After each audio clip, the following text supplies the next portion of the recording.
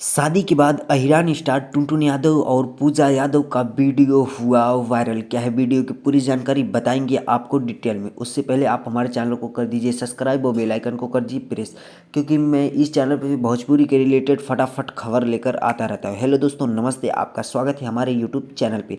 जैसा कि आपको बता दें कि हमारे भोजपुरी इंडस्ट्री के अहिरान स्टार टुनटुन यादव जी का शादी था, वो भी पूजा यादव जी के साथ, जो कि यह शादी लव मैरिज है। शादी होने के बाद एक रील्स वीडियो बहुत तेज़ी से वायरल हुआ है, जो कि आप लोगों को मैं पहले ही दिखा दिया हूँ।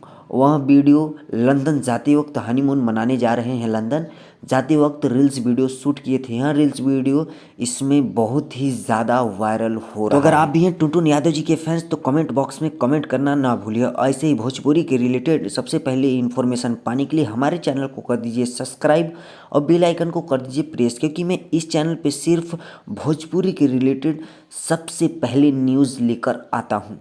जय भोजपुरी समाज।